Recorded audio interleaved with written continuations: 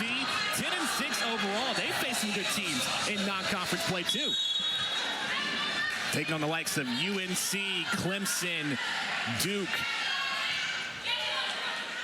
Peyton Chamberlain, a set and the kill by Lydia Martin, the graduate middle blocker who is from the state of South Carolina, making a return home. Fun weekend for her as they play at Georgia and South Carolina, two places where her friends and family can easily make road trips to see her now in her final year as a collegiate volleyball player.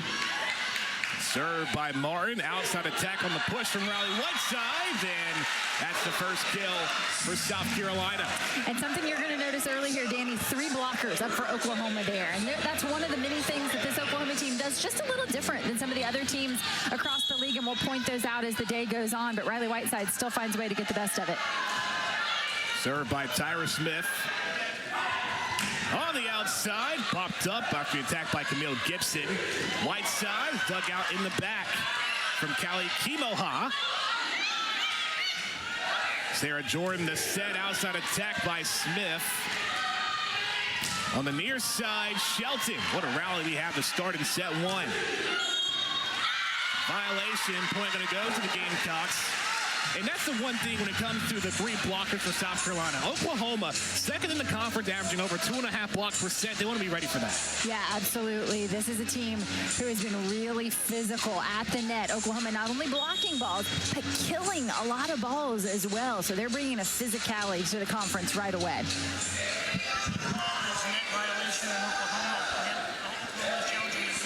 We will have a review here. We'll take a quick commercial break. 3-1 start for the Gamecocks in set 1 on the SEC Network.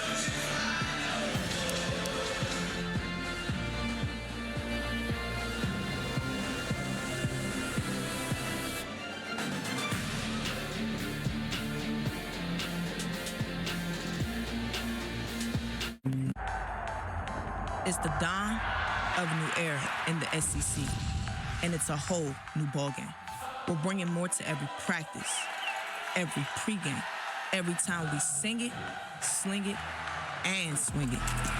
Let us know what the call was going to be. Yeah, great communication now in this season between the officials, and luckily the broadcasters, us, so we can get you the correct information right away, and we do appreciate that. Yeah, it just gives you a new feature for the fans to be involved as well, to see what those calls are, to see what the review is going to be, and to follow along watching at home.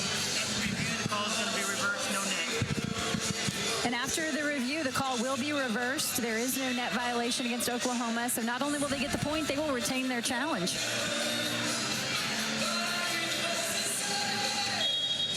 Another triple block situation there, 3 blockers up.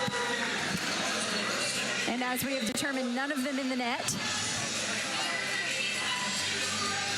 And with that... No. And I apologize. I'm not able to hear with my headset obviously correctly, because yes, there was a net violation, and we could easily see that from the great review we saw there. So that point is to South Carolina, and they will now serve. So Oklahoma does lose a challenge. With that, before the net violation, we had a long rally going. We'll see how that plays a factor for the fatigue for Oklahoma following that 5-setter over Georgia. Joust won by the Sooners up front. And Peyton Chamberlain, the setter, getting involved up front there. Oklahoma does a really good job being comfortable in the uncomfortable situations, and those are those out-of-system situations. The ball is tight up at the net. That's something that they actually put an emphasis on in their own gym, going up high above the net and really trying to take control of those situations. Whiteside's near side connects. That goes off the blockers for Oklahoma. Twice now we've seen a ball to Riley Whiteside's 3 blockers up against her. You feel like that opens up a lot of space in left front, but the set's a little tighter, and so both times she's thrown it off the block, been able to tool that block. She did it against the setter, but now she does it against Kari Geisberger, a much bigger block. The Geisberger standing at 6'7" for Oklahoma. Bump set, and Geisberger sends it over. Whiteside's on the attack and give Whiteside's 3 for 3 and kills the start. Whiteside's going to be that go-to player for South Carolina. She has 8 matches this year with 15 kills or more, had 15 on Friday against Ole Miss. And, you know, it's the big swings like that that draw attention, but what I like about Riley Whiteside's now in her 5th year is how well she's playing the small balls. You saw her come over on that as an off blocker and pick up the off speed. She keeps them in system so nicely. Geisberger on the attack and a touch in the back from Atlanta Johnson.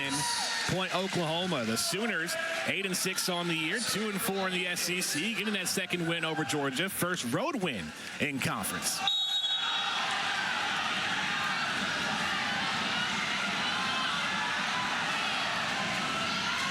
Jump serve by Camille Gibson. On the far side and finding a spot in the back row with Ellie Ruprecht. We've talked about Riley Whiteside. Guess what? Ellie Ruprecht in the exact same situation. A 5-year starter now for the Gamecocks, brings so much experience to the floor. We're going to see her here behind off 1 foot, and she does a great job of drilling the deep corner. Good back set as well by the setter, Sarah Jordan. The starter is Sarah right after. That's only one thing to focus on. In terms of having momentum, you don't want to have it halted by a service error right after. Yeah, we talked to the coaches about their serving philosophy, and both understand the importance in these big matchups about keeping the pressure on. But in those missed serves, the who and the win does matter. From the back row, Whitesides can't get that one to connect. Alexis Shelton, what a dig in the back by Victoria Harris. And the kill to respond from Elena Johnson. 6-4 start for the Gamecocks.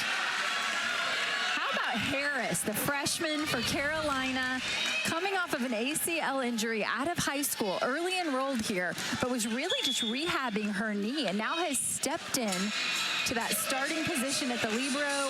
Just such a nice job there, popping that ball up, giving her setter a nice big box dig where they can run their offense off of that. Harris still rocking the brace on her left knee. From the middle, off the tape, and a response from Lydia Martin.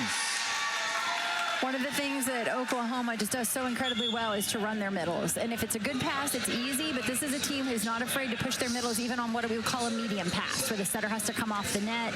And Chamberlain is great at flinging that ball around. The head coach Aaron Mansfield said he wants Chamberlain to take more calculated risk as a setter. Service error from the Sooners. The communication we're seeing from the passing line for South Carolina is immensely important, because Ole Miss came in here Friday night and drove serves deep. And they really pushed these South Carolina passers who had been tremendous in their upset at Florida. Did not pass here well Friday night. I expected to see Oklahoma try to push them deep, and so those passers have got to communicate.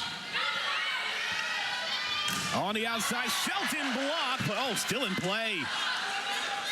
Shelton again finds a spot in the campfire. Point Sooners. And that is one that South Carolina would certainly like to have back, when you have 2 players in position to make a play on the ball and just the miscommunication there. Shelton from Charlotte, North Carolina, not that far away from Columbia, making a return to the Carolinas in the South. Sent over by Johnson. Point Gamecocks. And we get a net violation there against Oklahoma. So an exchange of points here on some mental errors on each side of the net early in this one. That's the biggest thing when you're playing 2 games in a weekend. You have to put Friday behind you and lock back in on a Sunday afternoon. An ace for South Carolina, first of the day. And that consistency goes into just the competitiveness of the SEC. You can't take any matches off. Yeah, you really can't. And it all starts from the service line. It's, we sound like a broken record, but it is so true. That ace by Elena Johnson moments ago, she paints the sideline. Camille Gibson actually chose to let that ball go. She followed that ball to the sideline. She truly thought it was out. It was just perfectly placed by Elena Johnson, but she backs that one up with a miss, unfortunately. Following the service error, Gamecocks still ahead by 2 in the first set. Whiteside's on the attack, dug out in the back by Jasmine Ellison. And their answer back from Camille Gibson. Gibson being able to stay in the SEC, started her career at Tennessee, did not play last year, but making the way over to Oklahoma, who recently joins the SEC this year. Camille Gibson is such a special athlete, and Coach told us coming into the weekend she's on the verge of a breakthrough. Well, guess what? I think it happened Friday night at Georgia. 19 kills in that match, led all players. Another violation going to go to South Carolina. And now you see Coach Mansfield of Oklahoma talking to his players. Several net violations against Oklahoma early in this one. He's wanting a clarification as to who that was. It seems like we will have another review. That's our second here in the set. And the original call is a net against Oklahoma. They are challenging again that there was no net. Let's take a look here because we saw the first one that ended up initially being overturned. Seemed like a quick review. Take a look here.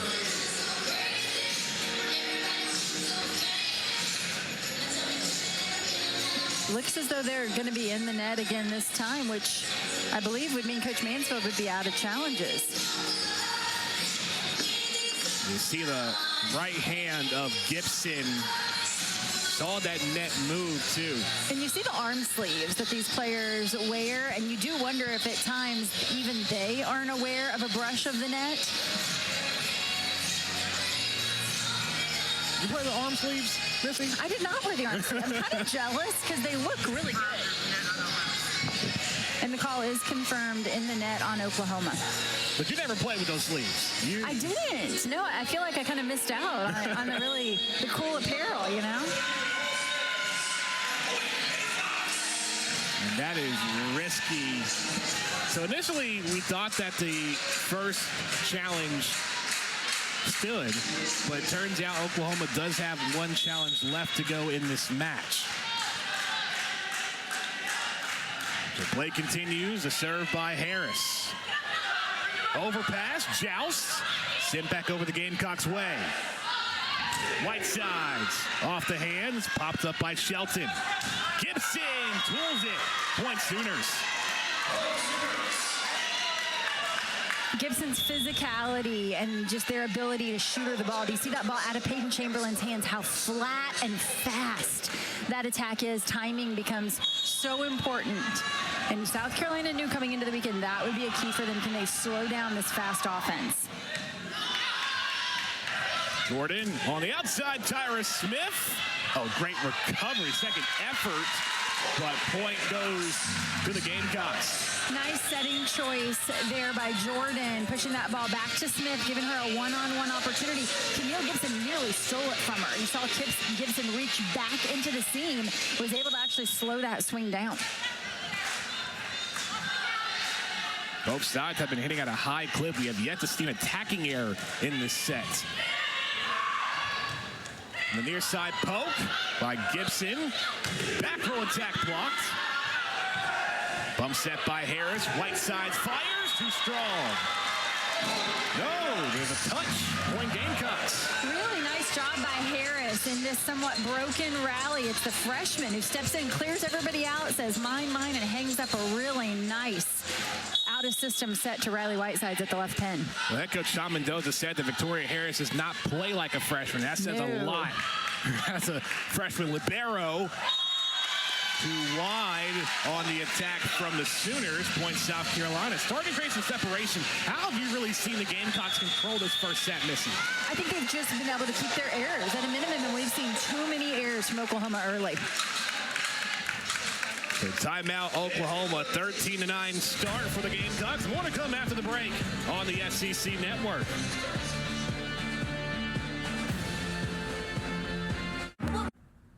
Ugh, a rash? Maybe it'll go away. Realignment. We see matches now that we have not seen in decades. This is the first match between the Sooners and the Gamecocks since 1998. And that Gamecock team had a couple of South Carolina Hall of Famers, Ashley Edlin, along with Callie Plummer. Legendary names here in South Carolina volleyball. when this program was really just putting themselves on the map. The 6th all-time meeting. The Gamecocks lead the series by 1 and won the last matchup in 98. Having some momentum right now in set 1. Currently on a 3-0 run. Led by Riley Whiteside. 4 kills in 7 attempts. Kari Geisberger responds for Oklahoma. Now, how does Oklahoma find that rhythm to get back into it? Yeah, that's Geisberger there, and there's a good way to get back into a rhythm is to get some balls to Geisberger, switch things up a little bit. At 6'7", you see her ability to contact the ball at angles that defenders aren't used to. She's on top of that one. She gets it to the floor. But I think really the rhythm you're looking for has to start on their side of the net. It's another error from the service line into the net. We've seen some net violations. Not necessarily errors in terms of attacking errors, because really Oklahoma hitting at 500 with only 1 error, but it's been some mental errors from the service line into the net at inopportune times. Mainly from the service line. That was the 3rd for Oklahoma. South Carolina has 2. Near side, Geisberger, and answers back. And Geisberger knows head coach Aaron Mansfield really well. Played for Coach Mansfield at Loyola Marymount. Spent her senior year there last season when Mansfield made his way to Oklahoma, but now reunited, and it feels so good. Yeah, and you talked about how she's been such a key piece of their culture because she understands the coaching staff and sort of, the vibe that he coaches with, and she's able to help bring some of these younger players along. She's also able to help block balls at the net, like that one right there, that 6'7". Such a nice job of sealing the net, getting low and over, turning the ball back in bounds. Yeah, it's very unique to see Geisberger at 6'7" listed as an outside hitter and not a middle, but she can do both. Low reception. Here, Johnson denied up front. And that time, Lydia Martin and Alexis Shelton getting the job done. Sooners within 1. 3 blocks, again, for Oklahoma. Out-of-system situation. They're just waiting on Elena Johnson. And this is where the Gamecocks have to communicate more with their outside hitter. They've got to let her know what's in front of her, tell her which shots she can use there to get around that big block. From the attack line, oh, what a save by the Sooners. And a block by the Gamecocks, but it goes out. Oklahoma, now a 4-0 run to tie it up. How does South Carolina try to stop that here? We'll find out. A timeout will be called by the Gamecocks, especially with the run right now. Yeah, this one is as close as we expected it to be. These two teams here in the meat of the SEC schedule. South Carolina has an opportunity for a 5-match homestand. That started on Friday night when they did not play up to their standards, dropped a 3-setter to Ole Miss. They're right back here on Sunday. They're going to follow that up with 3 more home matches. And this is a really important segment of their schedule. Both of these teams clearly have a road to the tournament. The opportunities are out there. They just have to go get some wins. And with the SEC just being so competitive now with conference realignment, you add Oklahoma and Texas. I mean, it just seems like every couple of years you see new teams get added on. This is what the SEC looked like last season.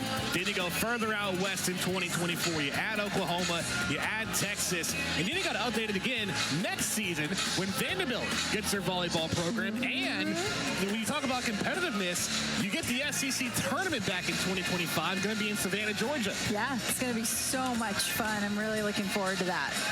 And you talk about a welcome to the SEC moment. Looking at the teams that the Sooners have faced: Florida, Tennessee, Kentucky. You look at the win against Georgia this past Friday night. I mean, 3 of those 6 matches, 5 setters, and the other 3, 4 setters. It is not an easy road. Yeah, their first 3 SEC matches against ranked opponents. You know, talk about a welcome crew. And they go 5 sets with Florida. Up in that 5th set. Looked like they were in control, and Florida manages to come back. It was 13-13 in the 5th set against Kentucky. That one could have gone either way. And then finally Friday night at Georgia, their 3rd 5-setter, and they're finally able to push through with a really crisp performance in that 5th set on the road. A lot of the Gamecocks timeout. It is now a 5-0 run for the Sooners. Served by Kimo Ha, too strong, and that snaps the run. Point Gamecocks tied at 15. What's the biggest focus here going forward for both sides? You know, I think keeping their passes off the net in a position where they can run an offense, where they can stay ahead of the point. It doesn't have to be perfect. The pass doesn't have to be perfect. I've liked what I've seen some of these players passing more what we would call a big box pass. Just give your team an opportunity to run offense there. Service error puts the Sooners back up.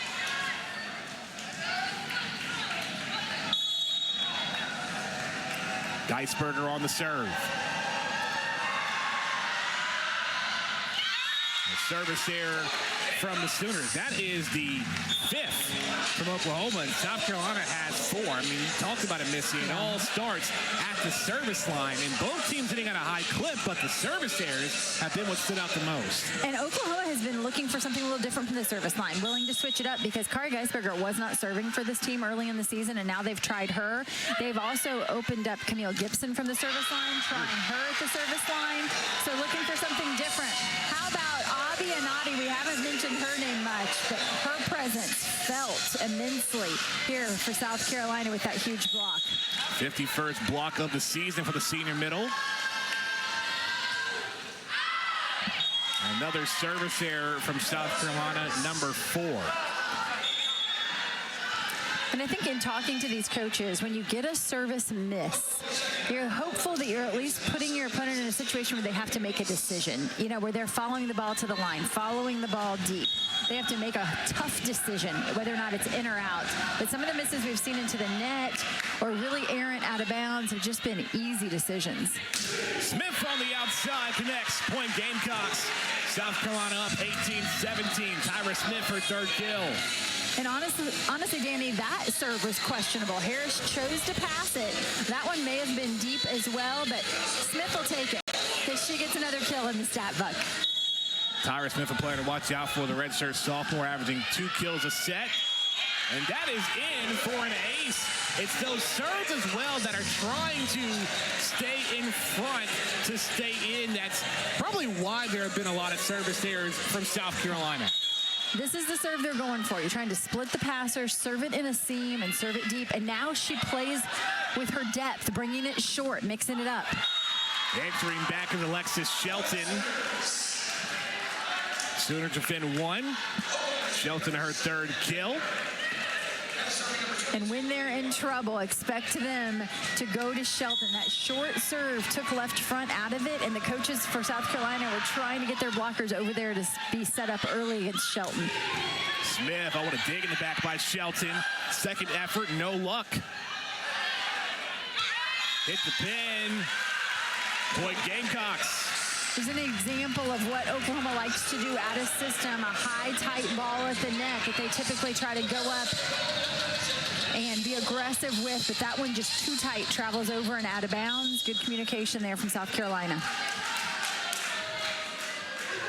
Served by Harris. Chamberlain. Oh, what a cross shot from Gibson. And you see how fast this Oklahoma offense can be. Ellie Rupert forced to stay with Fiffner there in the middle because she is a legitimate option, but the setter shoots it past her to Gibson. And that's a great one-on-one opportunity that's created by the speed of their offense. From the middle, Rupert. Good dig, but out.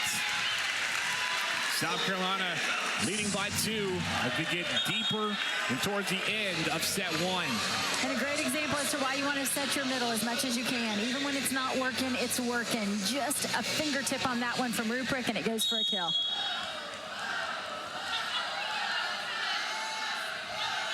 (21-19) Gamecocks. Chamberlain on the outside. Couldn't get that one from Gibson. Geisberger answers in the back row. A lot at stake in this match. Oklahoma looking for their 2nd SEC road win. Out of system ball, obviously, and they set it inside, which is what you'll see Oklahoma do out of system. This one's not incredibly tight to the net, and Kari Geisberger just turns it down the line.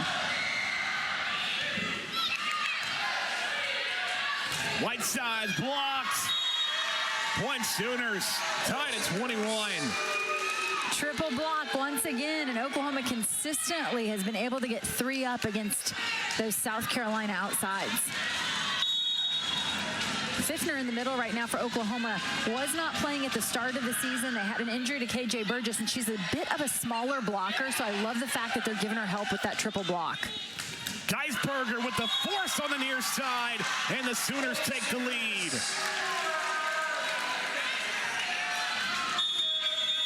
Tom Mendoza will use his final timeout in the set. Geisberger leading the way with 5 kills and 6 attacks for Oklahoma. Without an error, by the way. 506, 833 for the hitting efficiency as a team, hitting 545. In South Carolina, you look at their team number right now, 364. That's usually going to win you a set. Yeah. So there's a lot of good offense being played. The errors have mainly been from the service line. Instead, it combined 9, 5 for Oklahoma, 4 for South Carolina. But the attacking has been highly efficient to start this match. So here's our featured SEC Network volleyball matchup for this upcoming Friday night. Number 23 hosts Tennessee at the O'Connell Center in Gainesville. The Gators have beaten the Vols 3 of the last 4 matchups and 11 of 13, dating back to 2013. Coverage begins at 7 Eastern. You got to wonder, Missy, with the teams just battling each other within the conference, what that looks like by selection time for the NCAA tournament. You know, I think it actually creates RPI opportunity for these teams, because both of these teams certainly have a path forward right now to be at RPI for Oklahoma 54 and the RPI for South Carolina 46. They sit in a good place with opportunities out ahead of them. The only team that's been unbeaten so far to start, Texas 6-0, but just you look from 3 on down to the middle, you don't know what the standings will look like by the end of October, maybe even the end of November. Yeah, and you see Georgia there at 2-4, but their RPI is 42. So some of these teams had a really strong pre-conference, and this RPI that we're looking at is through October 13th. There'll be a new one out next week, and with Oklahoma's win over Georgia, we expect them to take a jump. Gamecocks out of timeouts, down by 1. Oh, good misdirection, but a save in the back from the Sooners. Geisberger pushes to the back. Point Oklahoma, a 4-0 run. And that was Sydney Thompson, who came flying in out of middle back for Oklahoma, a player who has worked her way into the lineup as the season has gone on. They have a group of defensive specialists who they really like. They call them the Ninjas in their gym, and Thompson just one of them. Oh, I don't know if that was intentional for the Gamecocks to send it over. Sheldon on the attack. Whiteside floats it. What a dig from Kinoha. Shelton again. Harris the dig. What a rally. Geisberger. Harris again sliding in. Whitesides, no. The push by Fiftner. Point Sooners. Make it set point. Oklahoma doing a nice job with their off speed of placing it really well. We saw Riley Whitesides for the first time against a triple block go to more of a roll shot, but just a little too much air under it. She allowed time for that left back player to get there. Service error by Thompson. Keeps the Sooners alive. Keeps South Carolina alive, rather. And Oklahoma will use their final timeout in the set. You have to believe that one of the messages from head coach Aaron Mansfield has to be service errors. That is number 6 in the first. Yeah, I'm not sure you want to talk about it during the timeout, right, before you send your server out there. But there's certainly an emphasis, I think, at this point, post 20 and certainly post 22 points of, hey, let's make the opponent have to beat us. Let's not give them points here. Well, this has been a tremendous start overall for Oklahoma, especially in year 1 for Aaron Mansfield. The team was 11-17. But you look at just the competitiveness, Oklahoma playing all their non-conference games on the road, just having that battle-tested mentality before you get into conference. But we've also faced some really good teams, 5-1 in the RPI top 100. Yeah, that's a really good record against the RPI top 100, and I think that's one of the reasons why I look at these two teams and still feel like, you know, the tournament is in their future. It's here in the heart of their SEC schedule that they have got to start to string together some wins. Some consistent volleyball is what's going to set these middle-of-the-pack teams apart. Well, Sheldon doesn't seem fazed Just enjoying the atmosphere inside the Carolina Volleyball Center. More tight-packed compared to when the Sooners played Friday in a large environment in Stegman Coliseum. And interestingly, this is a place where the South Carolina volleyball team has flourished in the past. They have been dominant at home, and that really has not been the case this year in particular. Didn't feel like they played well against Wake Forest. Obviously, on Friday night, didn't play real well against Ole Miss, and not off to a great start here. We're not used to seeing that from the Gamecocks. Both the Sooners and the Gamecocks out of timeouts. It is still set point Oklahoma, 24-22. Will Whitesides go with her jump serve here on set point? More of a float. Shelton ends it. It was composed all the way through. Oklahoma takes set one, 25-22. Even though 6 service errors hit at a very high clip, 536. Sheldon with 4 kills. Kari Geisberger with 6. Set 2 coming up after the break on the SEC Network.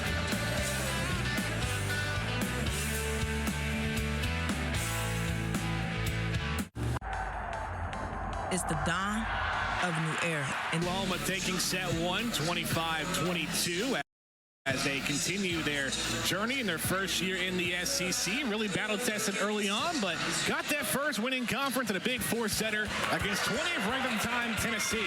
Yeah, this is the program's first ranked win in 10 years. So this one meant a little something. And realize this is a Tennessee team who hit 388 on the night. They played very well. Oklahoma matched that. And in particular, they found ways to finish at the end, which is something they felt like they didn't do real well against Florida and Kentucky. And you've already mentioned here today, Danny, the lightness that we've seen from the players, the way that they've handled themselves on the court. And Coach told us, he said, you know, we have some players who actually are not used to winning as part of their culture. And so he said some of these moments feel really heavy and really big for them. And we're trying to help them see where is fear a factor in that, and how can we keep things a little lighter and looser. And they were able to do that at the end of set 1 here today. Yeah, overall, Coach Manfield said that the progress that he's made with the team, the coaching staff has been great. Was hoping for that in year 3 or maybe even year 4, but to see that in year 2 has been one of the coolest things, and really improving on the blocking throughout the season. I mean, Oklahoma 3 blocks in that first set. We saw the triple block in numerous occasions. So entering set 2, how does South Carolina try to limit that moving forward to get back into it? You know, I think that the offense was able to hold pretty steady to finish set 1 for South Carolina at 320. Only 3 errors there. I think they have to play a little smarter against that triple block. How are they going to handle their offense, particularly against Oklahoma's triple block? There has to be some open court there when you have 3 blockers at the net. So can they find some space against the triple block? Joust to start set 2. Still in play. Shelton blocked up front. And Tyra Smith getting the job done. I'll tell you what, Abby Anadi alongside Smith and Camille Gibson of Oklahoma swinging into that double block is such a great little snapshot of the athleticism of volleyball within the SEC. Those are 3 of my favorites right there.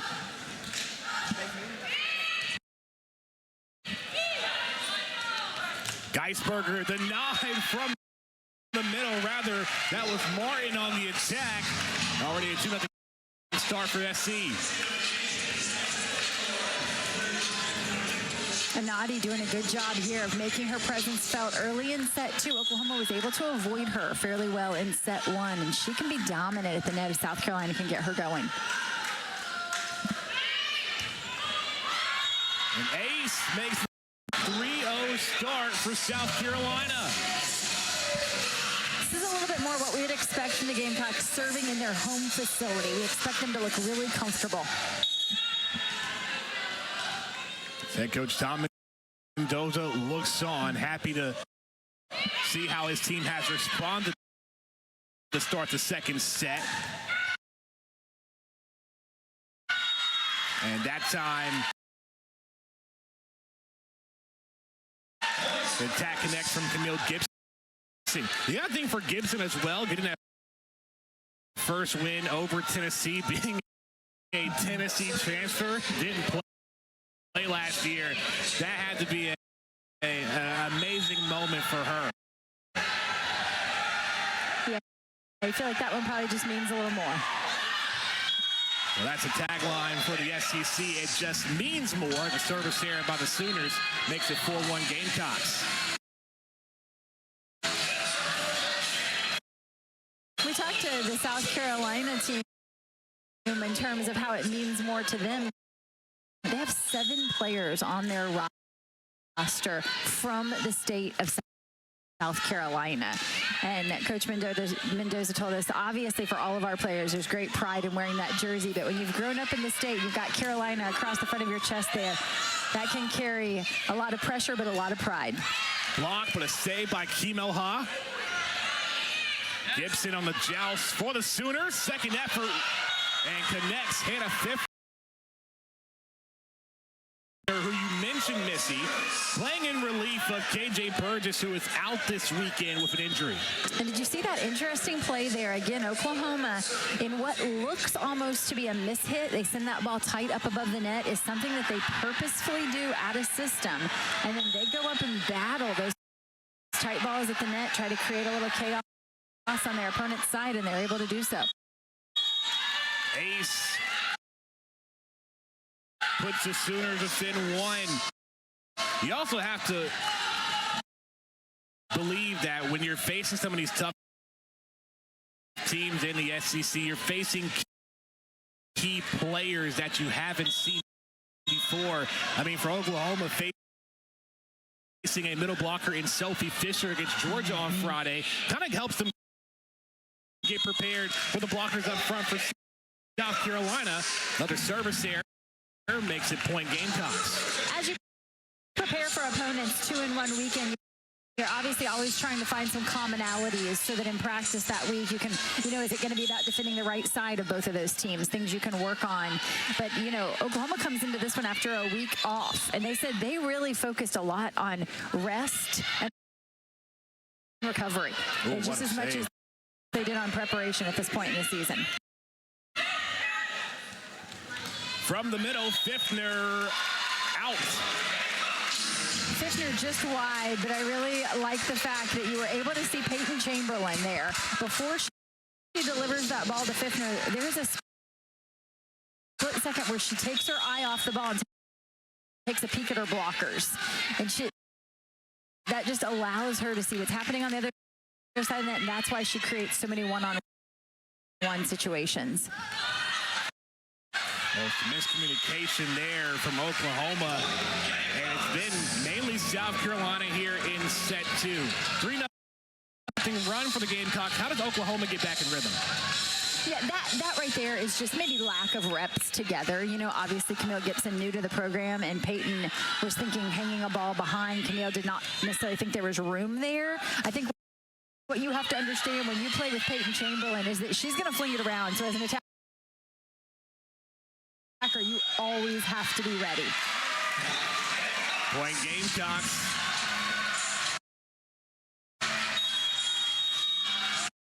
And that's going to cause Aaron Mansfield to call a timeout.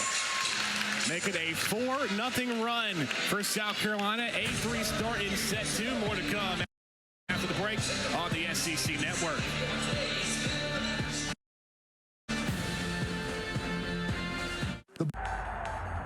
It's the dawn of a new era.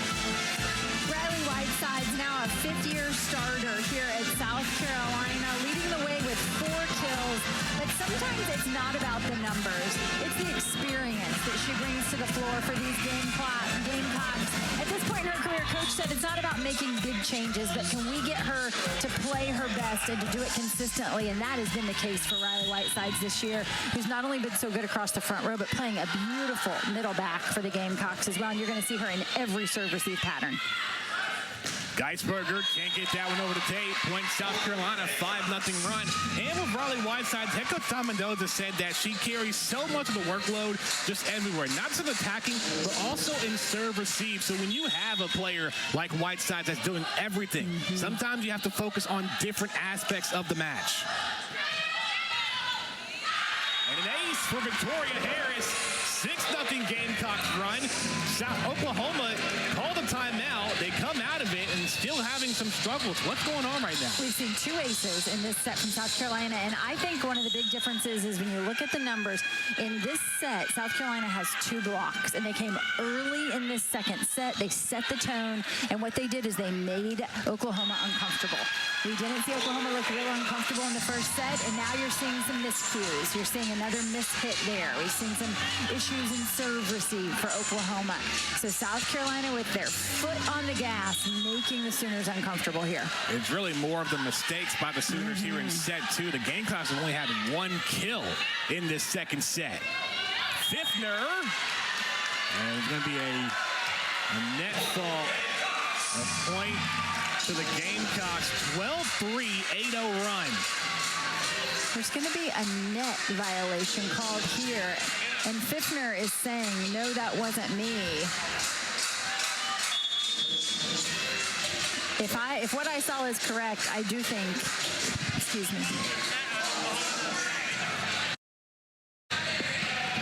So there is a net called against Oklahoma. They're challenging that they were not in the net. And the short replay that we've already had the opportunity to take a look at looked as though it was the elbow of a South Carolina player actually down below the net that oftentimes kind of flies under the radar. You don't actually see the elbow into the net, but you see the net bouncing, and you assume it's the player up at the top of the net, but I don't think that's the case here. I think it's going to be against South Carolina. And I'm not sure that we can see it there. The net's bouncing, but it's actually Smith here. If you keep an eye on Smith, there it is right there as Smith is going up. It's Smith who gets a piece of it. And so you're not watching the bottom of the net. You're watching the top of the net. You see the bouncing, and you assume it's the player at the top of the net. But I think it's Smith this time for South Carolina. It was the pinky of Tyra Smith that sent the bottom of the net up that caused that reaction by the officials. Well, challenges has kind of been the theme of this game for South Carolina. It has been, or for Oklahoma rather, it has been challenging. Numerous reviews and challenges used, and then you have a lot of defensive and offensive mistakes that you didn't see in set 1, where the Sooners took the first set 25-22. But now South Carolina an 8-0 run, but hasn't had to do much attacking. It's been service errors. It's been attacking errors. It's been some miscommunication from the Sooners on their side of the net. I'm not sure that I've ever been a part of a match where we've had this many these challenges early, and they haven't been for touches. I believe every one of our challenges has been a net violation. Really strange situation. It's the 3rd already in the match.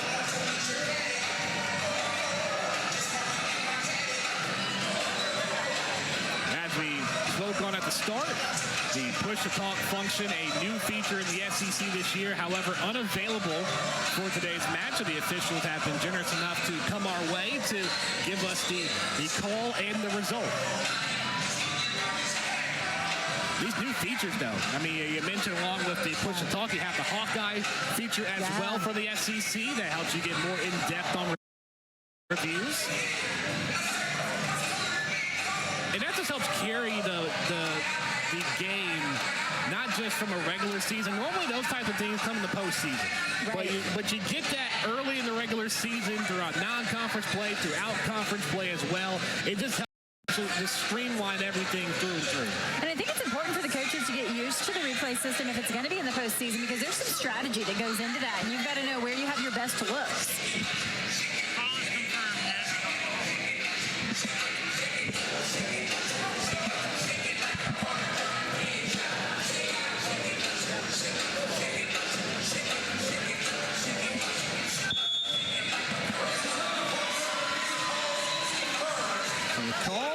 Confirmed.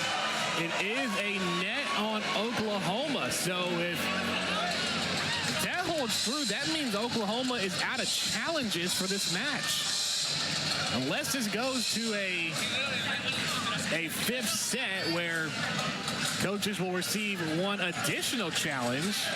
See Aaron Mansfield just arguing just a little bit in disbelief. Yeah, I would have to agree. Overpass. Good recovery from the Sooners. Free ball by Chamberlain. From the middle, point Gamecocks. Rubric keeps the run going, now 9-0. Tell you what, South Carolina will take it, a point that we didn't see coming, and they're able to add another one to it, and the momentum is fully on their side here.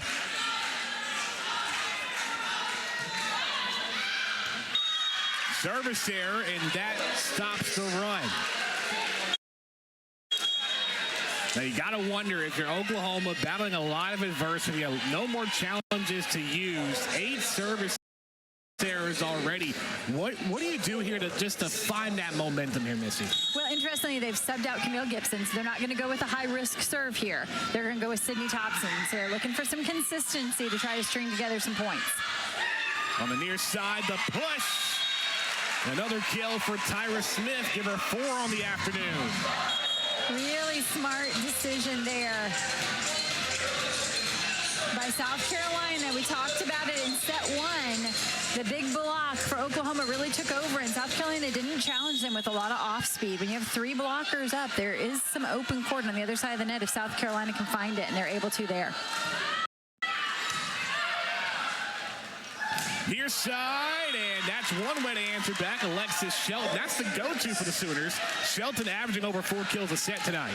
Yeah, Shelton is definitely their go-to, but the good news for this Sooners team is that on Friday night, it was actually Gibson who led the team in kills. And so that, to me, is why this Oklahoma team is so dangerous, because they have depth, and they particularly have depth at the left pin. And while it's great to get a big number of kills from the middle or the right side, over the course of a long season, this match is won at the left pin. And when you've got a player like Alexis Shelton, you see the athleticism in that swing. And when she rotates to the back row, and you have Gibson, who's now really breaking out onto the scene, 6 rotations of big swingers like that from the left side can really help a team get over the hump. Set by Jordan on the outside. Yeah. And Riley Whiteside's getting back into the mix, her 5th kill. Whiteside's got things started for South Carolina. The Sooners really keep in on her throughout the set and in set 2, but now getting back into it. Yeah, took a set and a half here, but now Carolina picking up the open spots and starting to pick apart that defense when Oklahoma uses the triple block.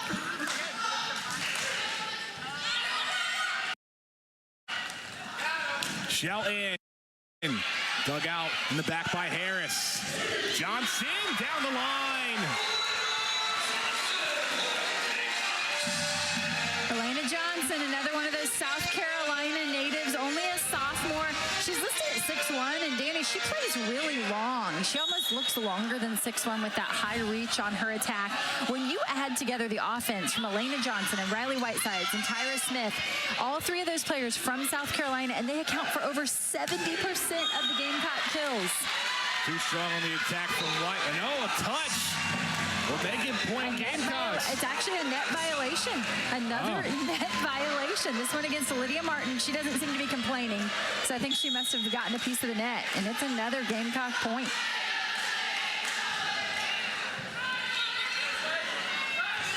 On the outside, Geisberger. Good save up front by Johnson. Whiteside bumps it over. From the middle, Lydia Martin. What a dig from Harris. It goes out. Point Sooners. Martin absolutely unloads on this ball. Peyton Chamberlain does such a nice job in transition of using her middles. Some younger setters get away from their middles in transition. They don't have the confidence to fling that ball the way Peyton Chamberlain does, but she is absolutely fearless.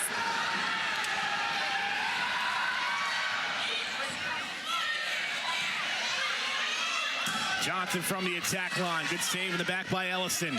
Up front, the block again from Rubric. And that time, the speed of the Oklahoma offense actually works in favor of South Carolina because it was an out-of-system situation, and the South Carolina player, Rubric, was able to release early. That low, tight set is an easy ball to seal on. And so Rubric takes advantage of that predictability of the offense that time. Keeping the lead in double digits for South Carolina, 18-7 in set 2. A lot of Oklahoma errors. Chamberlain Bumped over by Kimoha. From the middle, Anadi no good. Whitesides runs in. Oh, what a dig. Oh, Whitesides in the back. Johnson swings. No. Martin, yes. And again, it's a middle blocker kill in transition during a long rally, something that Peyton Chamberlain is so good at. But credit Lydia Martin for how hard she works over the course of a long rally, from side to side, blocking, blocking, blocking. You can easily take a play off offensively there, and Martin doesn't do it. She's off the net, ready to attack. It's got to be a really phenomenal weekend for Lydia Martin to have her parents be able to watch her play in person throughout the weekend at Georgia and now here at South Carolina. Johnson connects. Point Gamecocks.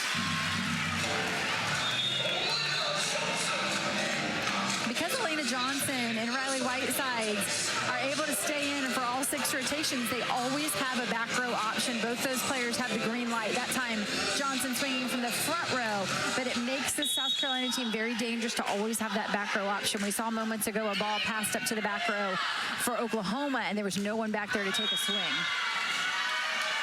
There was a touch that stays in for Camille Gibson. Back into the mix, her 6th kill. And they're doing a good job of keeping their middle blocker in front of the setter, running her on a quick ball away from the setter, and then that makes it almost like a double quick with that ball to the outside, just off the middle blocker's shoulder. Smith denied, and it's Shelton again with the Gibson rather with the block. That was the first attacking error for South Carolina in the set. Here you see Smith as a right-handed player playing on the right side. You have to really work hard to get your feet in position to swing at any sets that die inside, and that's where she can get into trouble at times. Service error number 9 for the Sooners.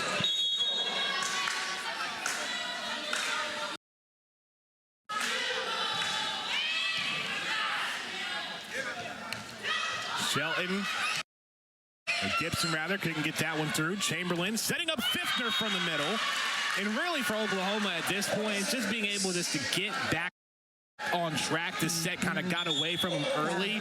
It's just mainly trying to find that momentum, going into the set break, and then getting back out with a clear head in set 3.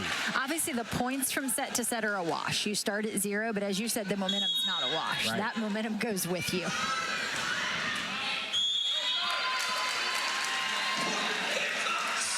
Another point for South Carolina. And really, if you're Aaron Mansfield, you also got to be tactical in how you go about things because you don't have any challenges left either. Yeah. And this is a rotation where Oklahoma got stuck last time around. This was not a great rotation for them.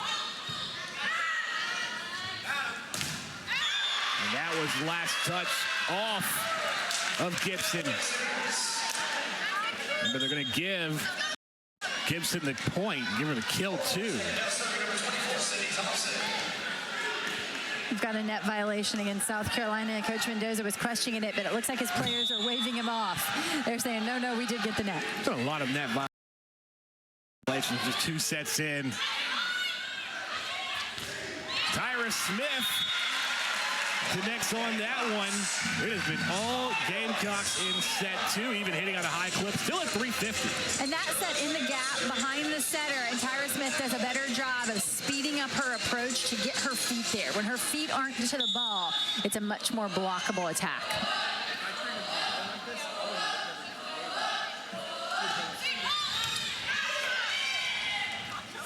On the outside, the block again. Whitesides in rubric. What a way to challenge the 6'7" Kari Geisberger.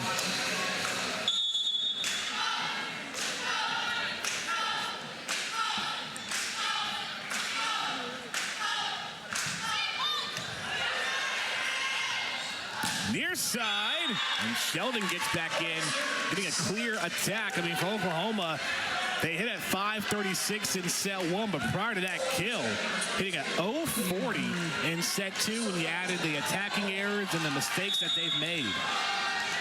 And I tell you, you have to do a double take to see if it's Gibson or Shelton up there taking a swing. Just interchangeable with the way those two can bang balls from left front. That's being the 1-2 punch. Set point, South Carolina.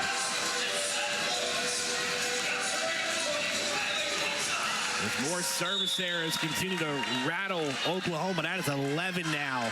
Whiteside's the serve. Near side, Shelton. Good save. Johnson will end it, and South Carolina evens thing with a dominating set two, 25-13. So it'll be tied up at one entering the set break, and we're standing by with Sooners head coach Aaron Mansfield. Coach, we got to ask, after a fighting set one, 25-22, things that didn't go your way in set two of numerous service errors. How do you kind of get things back in order moving forward? That's a very kind way to put it, that they didn't go our way in that set. Yeah, that was some really bad volleyball by us. We made 12 straight errors to open up the set, and when you dig yourself a hole like that against a team like South Carolina, it's going to be real tough to come back in a set to 25. So played a little bit better there in the middle of the set, but yeah, we really lost focus there, and we got to be way better at the start of this third set. Coach, as you go into the third set here, what is going to be your message in terms of just how do you kind of turn things around? That momentum is such a huge shift in this match. How do you turn that? At this moment in the match, it's pretty emotional and it's pretty mental. I mean, we know how we can play when we're in it, and again, we just kind of lost focus. So I think if we can get back to playing OU volleyball, we're going to give ourselves a shot. But ultimately, we got to find a way to serve the ball in the court and hit the ball in the court more often, and give ourselves a chance to play. Coach, thank you. Thanks. Tied up at one between the Gamecocks and the Sooners after a dominating performance in set two from South Carolina. Set three coming up after the break. My name is Ali Khan, and I'm a professional cricket player. Driving my dream. The SEC Network, 25-13 set two win for South Carolina to level this match at one set apiece. And catching up with Coach Aaron Mansfield before the break, miss, the consistency is the main thing. I mean, we talked about the consistency piece in terms of playing throughout a challenging SEC play. It even goes into these types of sets when you have a set one victory, 25-22, but then you get thwarted by just numerous errors on your side of the net. You got to find a way to fight out of it. Yeah, it really sort of makes me laugh because it reminds me of a comment that Coach Mendoza of South Carolina made earlier in the week when he said, you know, the frustration with volleyball is that sometimes everything's flowing, and the very next set it can feel like you can't put three contacts together. You know, and he's been on the receiving end of that several times this year within matches, and I think you would probably say that about this one as well. So both teams sort of battling to maintain consistency, which is a microcosm of what I think they're really going to experience in the SEC overall as they fight for placement. Set three gets underway, and Oklahoma finding ways to get things going. A 2-0 start. For you as a former setter, Missy, when things don't go your way, how do you rally your team together back out there in the next set? You know, I think it's about giving your hitters confidence. You know, the good setters are really good at saying, oh, my bad, I've got that, keep swinging. You know, hitters need to hear that they need to keep swinging, that you're going to help them, that, you know, they should be aggressive, that that's what you're expecting from them. Because players at their best are aggressive. Look at the swing from Riley Whiteside out of middle back, a big aggressive swing. Coach Mansfield told us Peyton Chamberlain at her best is throwing balls to the outside. She's not going with the give me set. She's trying to work outside the box, and that's players at their best. Whiteside gets the Gamecocks on the board. On the outside, and too strong on the attack from Alexis Shelton.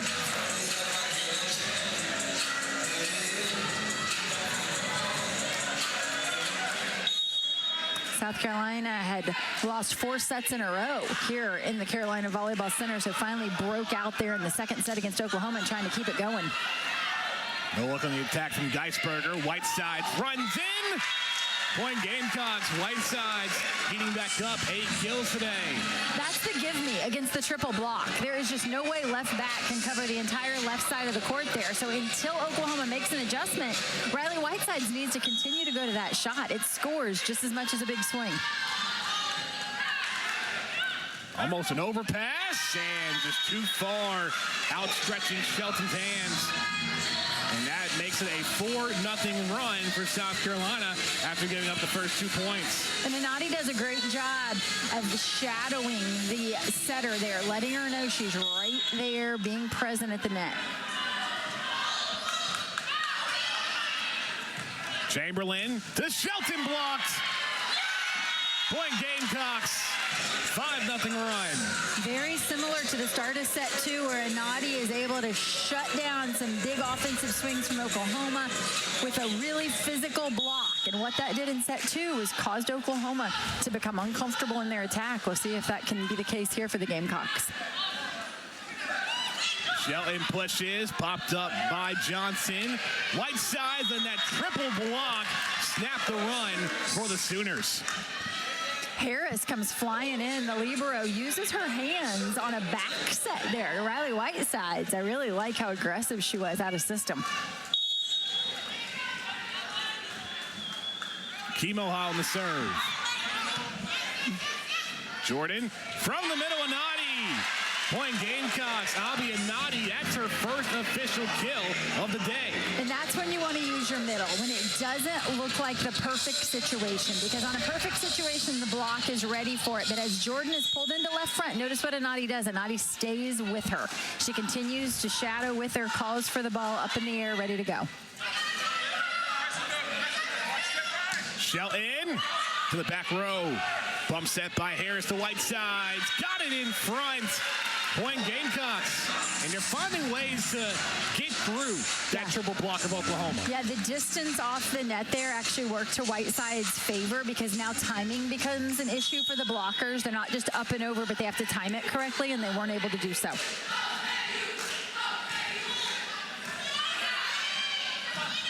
Bump set Kimoha. Shelton, no. Popped up by Johnson. Tyra Smith on the outside.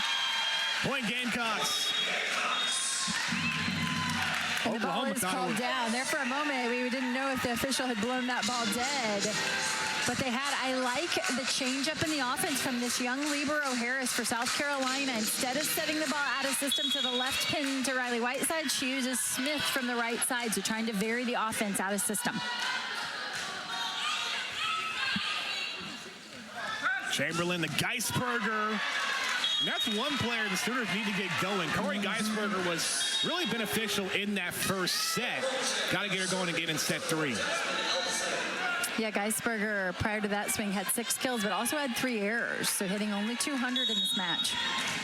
Geisberger had 11 kills in that 5-setter against Georgia on Friday night.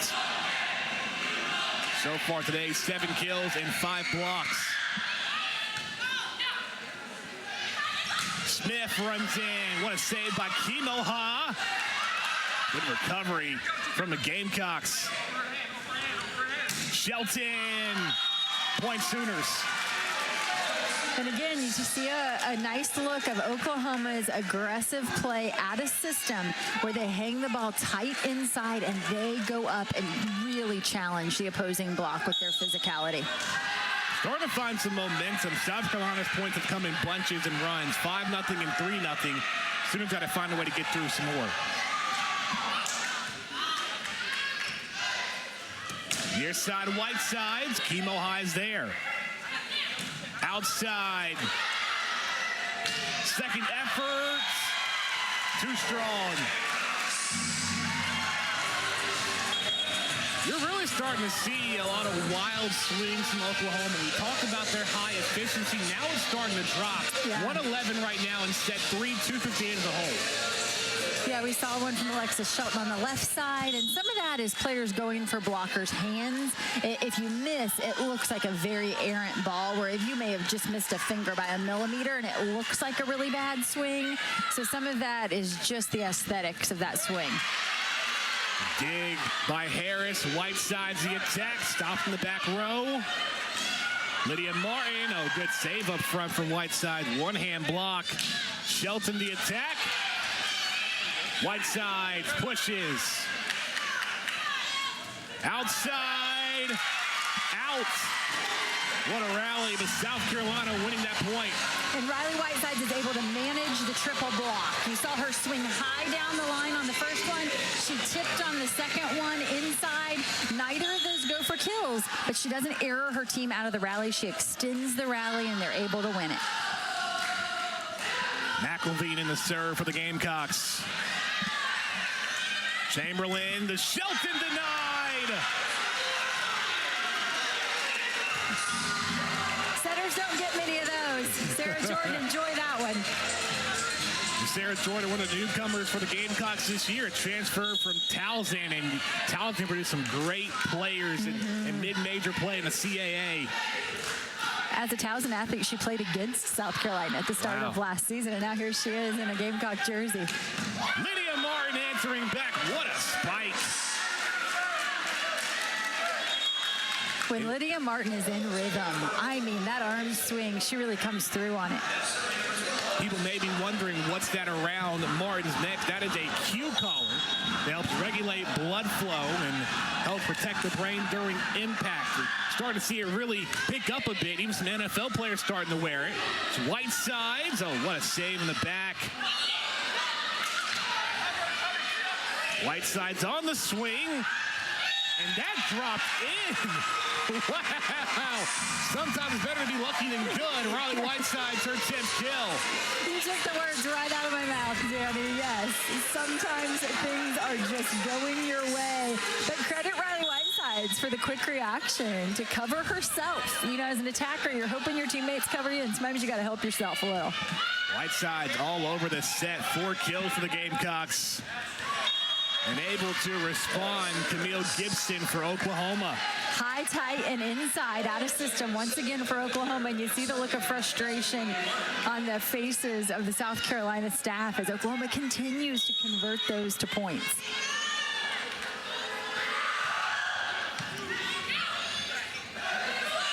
On the outside, overpass, and right there is Elena Johnson. South Carolina maintaining a marginal lead, 13-7 in set 3. Johnson doesn't time that one quite right. She's on her way down when she makes contact, but she stays with it just long enough. Kimmy Thompson in now, another South Carolina native. As we've mentioned, 7 on this Gamecock roster. And contribute in many ways across the front and the back.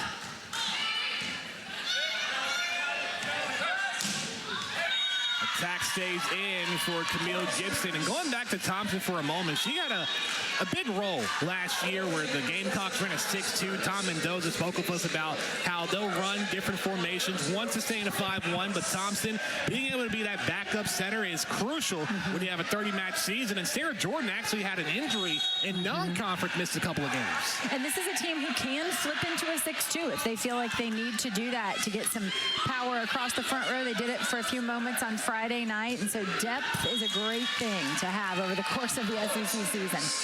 Too strong on the attack from Johnson. Point Sooners.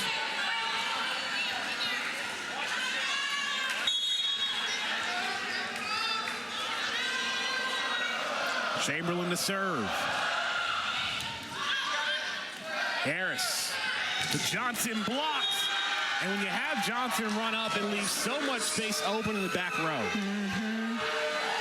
Yeah, this is an interesting serve receive in that they pull 4 back here.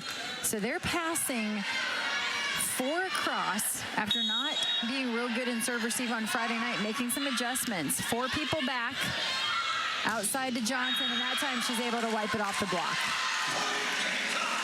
I think they're hugging Johnson in hope that she will not have to pass, that she can become, a front row attacker only, but they're protecting themselves in serve receive because, as we know, the serve pass battle is so important. We haven't seen as many service errors compared to the first 2 sets, which is one thing we talked about, how both coaches are going to try to clean that up, especially for the Sooners. Just slid over the tape. Pushed over by Johnson, dug out in the back. Popped up by Harris. Whiteside runs in. What a kill And you still see the Sooners try to keep that ball in play. You got to give some credit to the defense on some of these balls. Yeah, defense is working hard, and you're going to have to against the swings we're seeing from these physical left sides. Riley Whiteside's one of them. That time comes flying in from the back row, and Riley Whiteside is doing such a nice job. Every play loading to be an offensive option. Well, it has been all South Carolina maintaining a favorable lead after dominating set 2. 15-10 in set 3. More to come after the break on the SEC Network.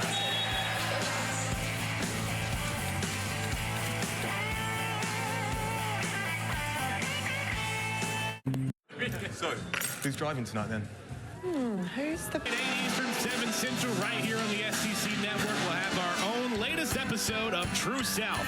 John T. Ed travels to Jasper, Alabama, to Brown's Deli and Package Store, as well as Bayou Fresh Seafood. We'll also meet with the Johnson and Evans families and hear father and son stories about how Jasper, an old coal mining town, has evolved. It's going to be another great show. Out of the immediate break, 15-10, South Carolina. On the outside, Tyra Smith to poke. And point, Gamecocks. What have you really seen? I mean, we saw Riley Whiteside make a crucial impact, but what else have you seen from South Carolina in set 3, Missy? You know, they've done a great job hitting targets from the service line. And I know we talk about it all the time, but it is just so important. It's your first line of defense. And what they've done is they have made Kari Geisberger have to play a couple balls here in serve receive. That's not exactly who Oklahoma wants passing that ball, and it's caused some jam-ups in their offensive patterns. That time, one way to clean up the offensive pattern is just to hang a nice high ball in the middle of the court and let Shelton come and get it. That's what they do there. The main thing is when you're down, you go to your go-tos. Yep. And for Oklahoma, that is Alexis Shelton. She leads the way with 10 kills. Served by Sydney Thompson. Near side, Johnson. There with a touch. Point Gamecocks. Johnson has just really come into herself here in her junior season. I've enjoyed watching her and her management of her 6 rotations, her management of the game, and all that she's asked to do, developing into quite a nice player. Ooh. It's another good serve from South Carolina. Creates an out-of-system look. They got to have it, and they get it right down the middle for Anati. Man, they are just putting the Sooners out of system in numerous ways. And that collision we heard, yeah, too. It starts from the service line. All Oklahoma can do is pass a free ball over. So from the beginning of that point, from the very first contact at the service line, the Gamecocks are ahead of that point.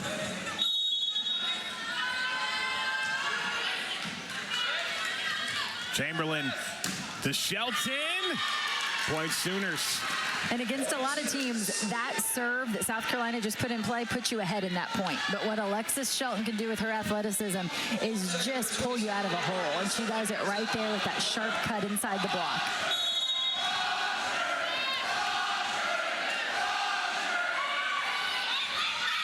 The float serve. On the outside, Smith. Point Gamecocks. Tyra Smith starting to get more action, and she's hitting at a high clip. Her 8th kill hitting above 500. Yeah, she's definitely heating up. Nice wrist action on that swing there as she goes high, snaps the wrist, and is able to hit it off the top of those blockers' hands.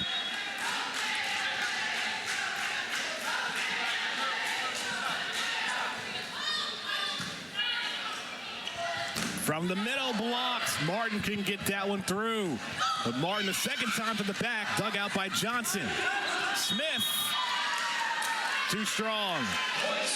And when Smith gets into trouble, you'll see her drop her left shoulder and lean over, and that's because the ball is not on her right shoulder.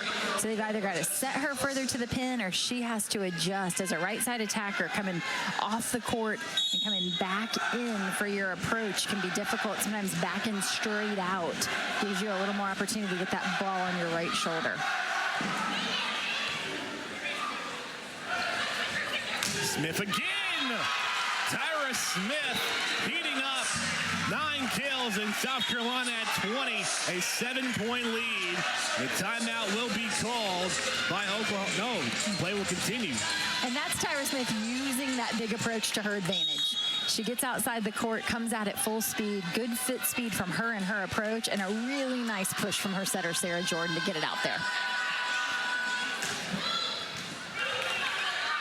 Joust. Won by the Gamecocks, and Riley Whitesides is there. Whitesides beating Oklahoma at their own game that time. The high, tight ball at the net, and Riley Whitesides pushes it to the floor. Peyton Chamberlain never really got hands on that one as she's trying to turn with it. Another joust sent over the Gamecocks' way. Whitesides the tip, Kimoha the dig. Shelton got it. Oklahoma has done a nice job adjusting now with their triple block up. They've got their left back player coming all the way up into left front to pick up any off-speed shots, and they're asking their block to take away a huge area of the court, and it's been able to.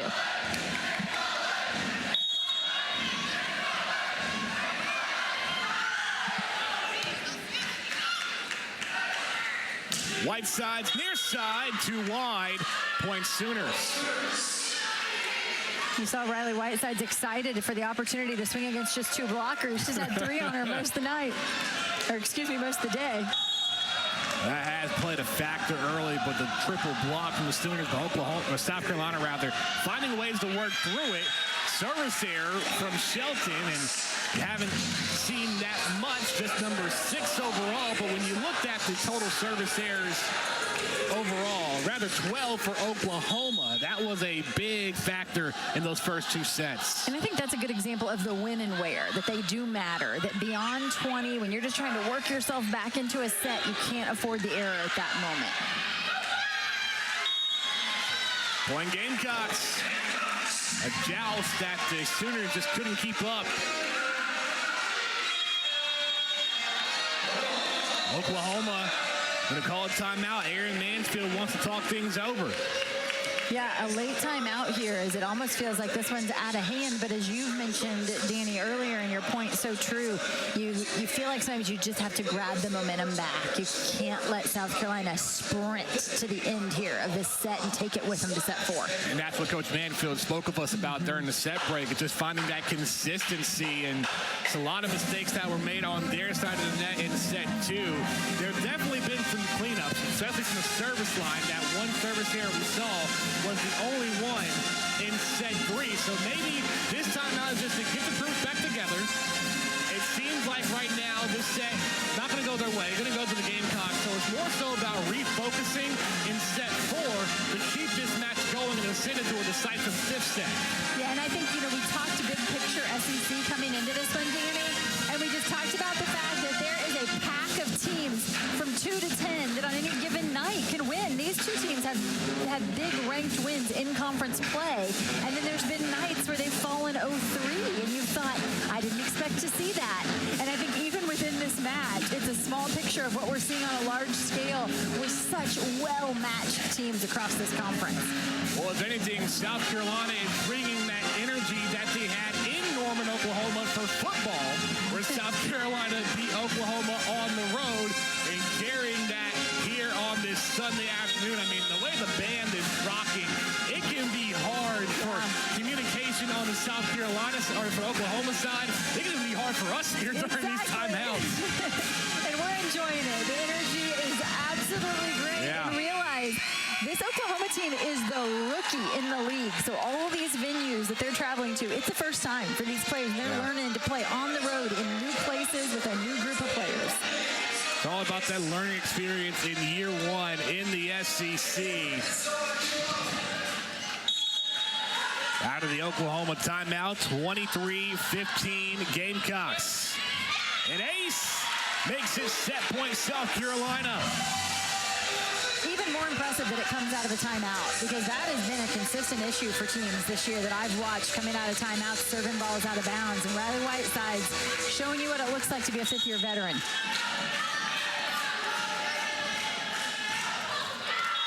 Service error. I jinxed her.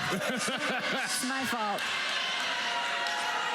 Well, 6 aces for the Gamecocks, 6 service errors.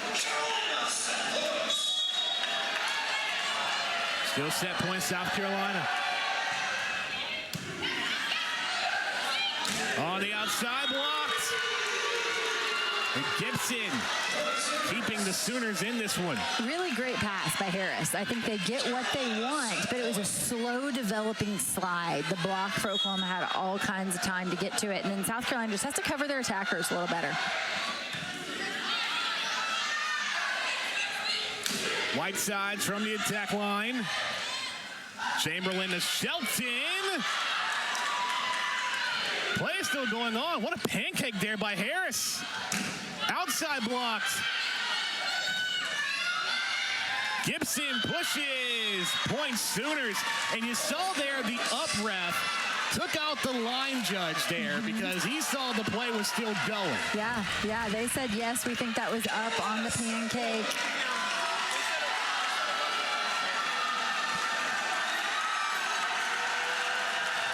But we are going to get a challenge.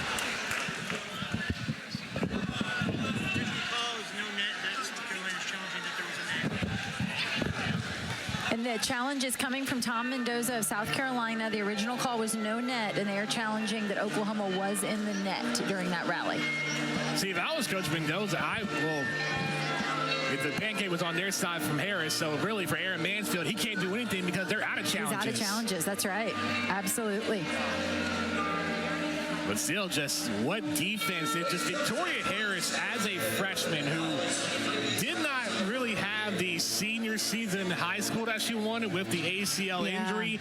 Came into South Carolina early in the spring just to learn. And really, it's just a great opportunity for Harris because entering this year, Morgan Carter, who was the initial libero for the Gamecocks, still out, has yet to play this season. Had a concussion late last year and has yet to return. So then Harris comes in. You see just her accolades. A two-time All-State selection at Cardinal Newman High School. Tore ACL in the summer of 2023. Did not play her senior season. Comes to South Carolina. Was cleared to play just in time in July. But even before that, having a fractured hip the year prior. Unbelievable. But really wise on her part to go ahead and early enroll, even though she's dealing with some health issues, because the rehab you're going to get at the collegiate level just doesn't compare to what she would have as a high school student. So to be here with South Carolina's training staff and the attention that she's going to get, and to be able to really, as a defensive player, do film work that she could do even while she was out, it is paying off. I am so impressed. I have to admit, I came into the gym today and had not seen Harris in person, and she's a pretty small person. And I said to their SID, I said, wow, I didn't realize she was so little. And he said, well, she plays really big. And I said, yes, she does, because on TV, she takes up a lot of space and does a really nice job as a defender. And when it comes to recoveries, as we're Number 11 from Oklahoma is going to be reversed. and along with the ruling we got, just going back to recoveries from injuries like that, you got to think for Florida and center Alexis Stuckey suffering a torn ACL, and just the fact that she's back out there on the floor, some would say she's not 100%, but still getting it all out there. Yeah, absolutely. And you can tell that there's going to be a time of transition for her as she tries to get back into game shape and get comfortable on that leg. But all of a sudden, set 3 is over. South Carolina wins the challenge. Camille Gibson called in the net for Oklahoma. And after a very slow start, South Carolina up now 2-1. So Tom Mendoza winning the challenge. Set 3 goes to the Gamecocks, 25-17. Gamecocks up 2-1 as we go to set 4 on the SEC Network.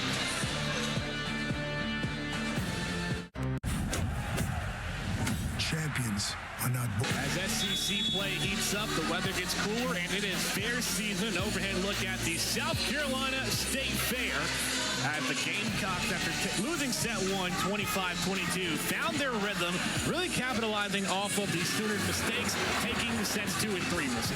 Yeah, I felt like the speed and physicality of Oklahoma in that first set caused South Carolina to have to make some adjustments, but credit the Gamecocks for doing just that, because in sets 2 and 3 we saw much fewer errors. They've handled the triple block from Oklahoma quite well, and they've started to create pressure from the service line here in their home gym, which is exactly what we would expect. We said early on, they haven't been as dominant in the Carolina Volleyball Center as we've seen them in the past, but the tide does look to be turning.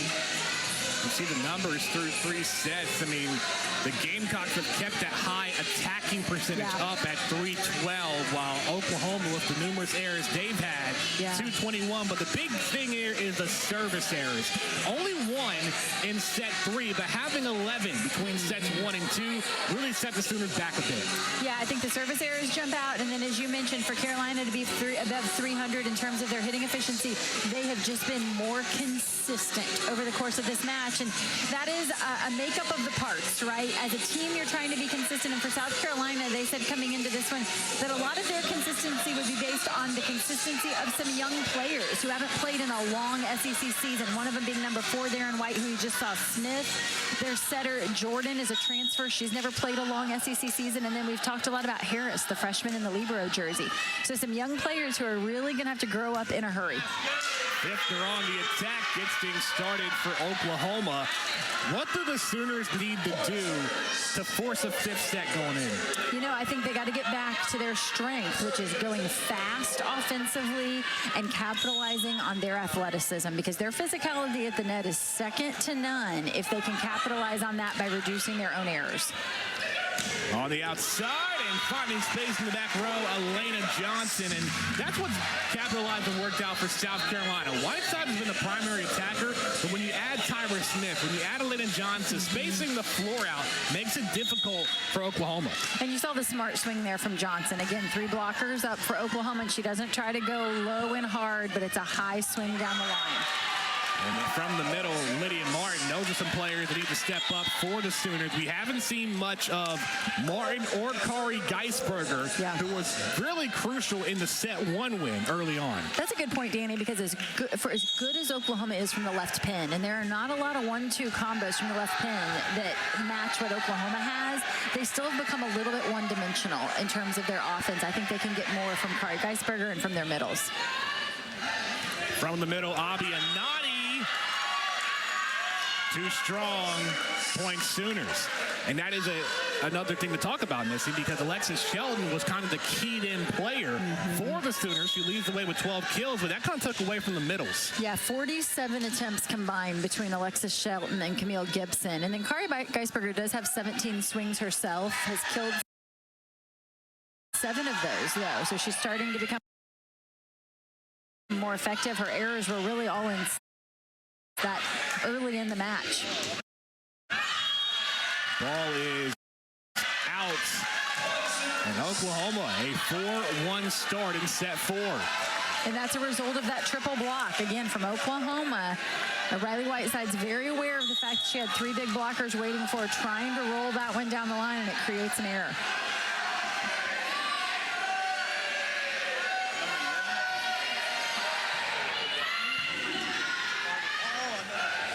Anati to tip. Point Gamecock. That's one way to snap a 3-0 drought. And Anati does such a nice job of going in high and hard and disguising the tip shot, and then just stops her arm and drops it right over the block.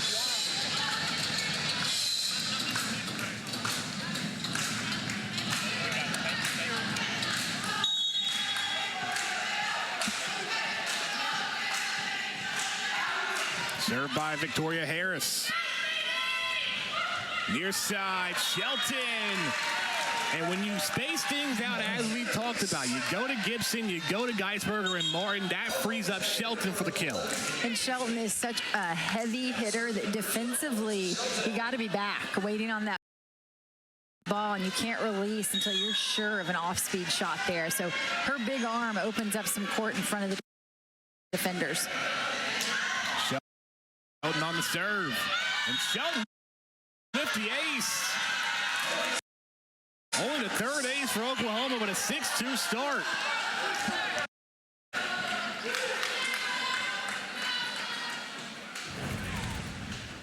Another look at this one from the end, and you see she goes at the seam, causes 2 players to have to communicate. It serves it right in the seam of 2 passers, and you saw the drop on that ball as well. Big impact made from the service line, this time by Oklahoma, as we go back and forth from set to set. Who can control the game from the end line? Whiteside's Got a touch. Riley Whiteside with 13 kills, along with 7 digs so far. Whiteside's taking advantage of this rotation where Peyton Chamberlain is in the front row rather than having to swing into Kari Geisberger, the 6'7" block. So she's got a little more court to work with.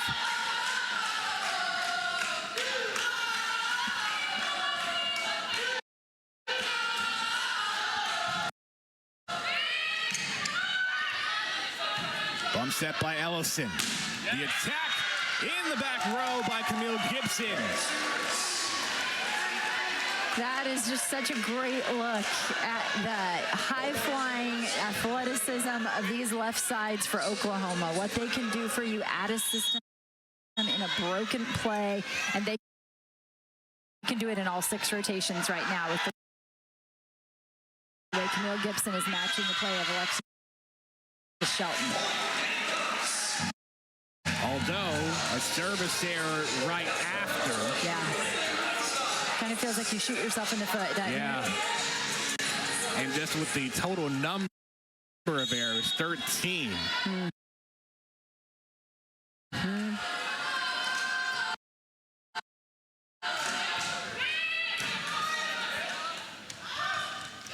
tip over by Gibson. Whiteside runs in, found space in the back. Point Gamecocks. Great swing by Riley Whiteside, and she's so effective out of the back row. You see how hard she works, though, to get herself in position to take a big approach, and then she's just swinging so hard at those corners.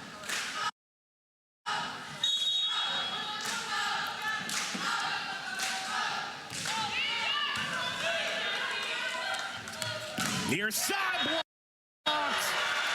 And how about the response up front for South Carolina? Sometimes the harder you hit it, the harder it comes back at you. And I think that was the case there. But this is not a real hard serve from Riley Whiteside, but she pulls the setter off the net and creates a predictable situation. And that's all you need if you're Ruprecht. If it can be predictable, she's going to be able to close. And an ace. Evens it at 7. South Carolina finding their momentum. Currently a 4-0 run. How do you stop that if you're here in Mansfield and Oklahoma? It's got to happen with a pass. They've got to have an in-system pass here. They got to have some options.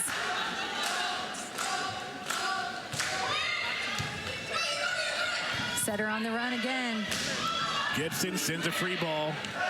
A block up front. Point Sooners. It was a free ball opportunity for South Carolina. Middle comes in hard, and they found something they've liked with that tip shot, but they don't get it up and over Martin that time. Geisberger is back in, so keep an eye on those triple blocks for the Sooners here. Excuse me, that was Fiffner on the block there. Back row attack. Another point for the Gamecock sides of the 8. Whiteside's now 10 matches this season with 15 kills or more. And she leads all players on the court right now. And not only does she have 15 kills, but she's doing it at an efficiency of 306. That is incredibly impressive. Entered this match hitting at 252. Fiffner from the middle. Good save by Johnson. And how about the Gamecocks on the attack? Got the Sooners out of system, and they take the lead. And Fiffner really with a quality swing for Oklahoma, but Carolina battling defensively. Fiffner, we mentioned a smaller block that's been inserted into this Oklahoma lineup after an injury to KJ Burgess is really a lead off 1 foot behind. But we're starting to see her get comfortable in front of the setter as well. Geisberger, no. Sent over by Johnson. What a dig from Kimoha. Outside attack and the response from Gibson. And Gibson, even without an approach, it has the ability to put balls to the floor. There's not much of an approach on that swing. It's just a gather step, arms up, and she hits a heavy ball. Knotted up at 9. And an ace. Oklahoma, their 4th ace today. Early in SEC play, we just weren't seeing much of Sydney Thompson, but boy, did she bring some value to the floor, not only with the way she's handled the ball and serve receive, but an ace at a key moment.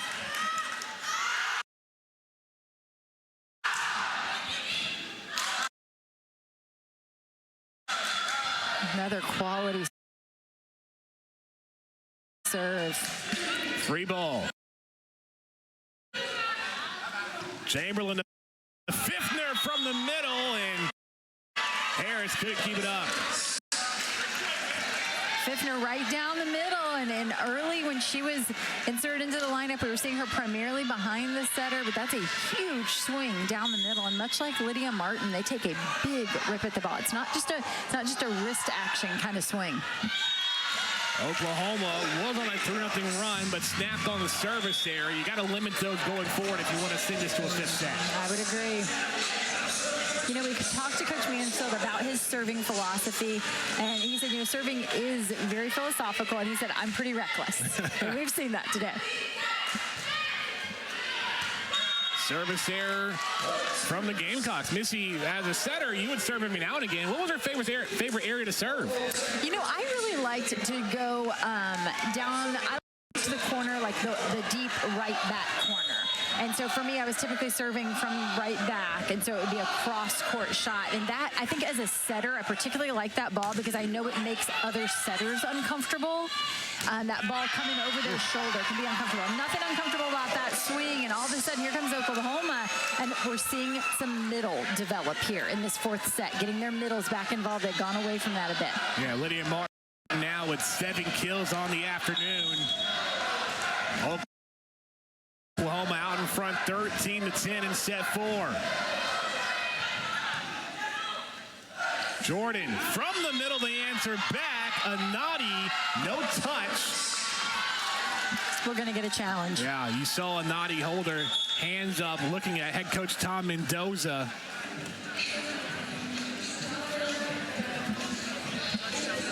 So the call is going to be if there was a touch or not. Exactly. The call was out of bounds, which would be a point to Oklahoma.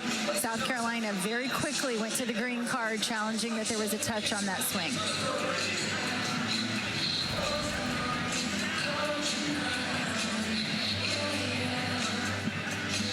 Look at that left hand of Lydia Martin, pinky ring finger. Yeah, from that vantage point, I believe there is a touch. It looks like it. Of course, we don't always have the best, not that we don't have the best angle, but there could be a better angle. Let's see what we see here from Hawkeye. Oh, maybe even pointer finger, middle finger. Oh, yeah. Yeah. Yeah, actually, from the other angle, I thought it was pinky, but there it looks like her left hand, pointer finger on her left hand, it looks like. It's going to be reversed. There was a touch. And we are right. What do you know? Yeah. The call is going to be reversed. There was a touch. I'm not right very often, so when it happens, you know, got to be excited. Credit to the Hawkeye review system that's been new this year to have that additional look from that angle. Because initially you said, Missy, it was on the outside on the pinky, but rather on the inside on the pointer. Yeah, isn't it interesting how clear that second view was? And so it's great to have Hawkeye in play this year because, boy, do we have some good looks. One of the new additions to the SEC this season, helping to grow the game. Play resumes. Pushed over to South Carolina's side. Near side, Smith. Point Gamecocks. Back within 1. Jordan does a nice job here for South Carolina, their setter, of reversing the flow. A long string set as she's pulled into left front. Instead of just hanging the ball to the left pin, which is what everyone's expecting, going against the flow and pushing it back to Smith. Received up front. The push blocked, but out. Point Sooners. Oh, that one will leave you shaking your head because Oklahoma has a way with those tight out-of-system balls at the net of scoring points, and that is one that South Carolina felt like they probably should have scored there. They got a quality serve. It's an out-of-system situation. You've got to control the net there. Served by Ellison. Jordan, near side, Smith. open space. And Tyra Smith now, her 4th match with 10 kills or more this season. She now has 11. Lots of spin on that ball as it lands right in front of us, and I'm not sure if she got true contact, true good hand contact on that one, but it works in her favor.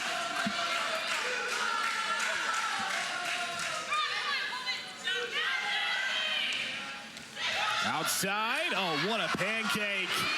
Sent over by Harris. Near side, Shelton, no. From the back row, block, another save. But South Carolina couldn't keep it up. Point Sooners. In that rally there, they hung a ball up in the middle of the court. They had Riley Whitesides at the left pin, and I'm thinking that might have been the go-to.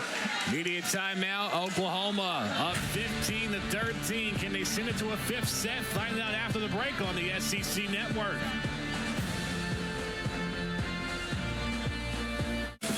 No flex, zone.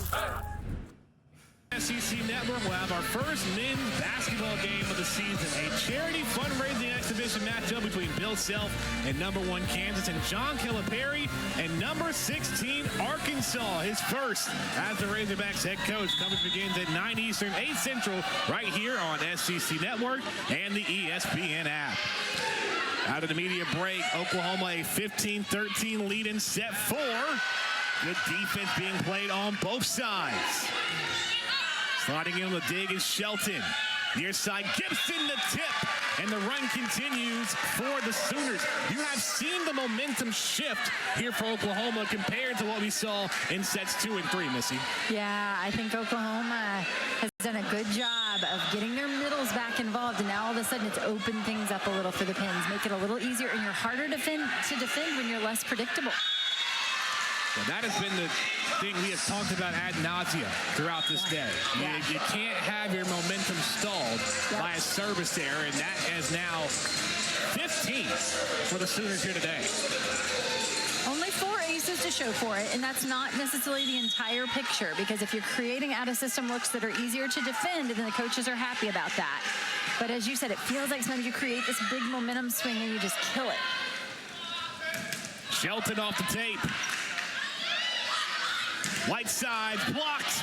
Good up by Johnson. Whitesides again. Popped up by Shelton. Gibson. No. Harris to dig.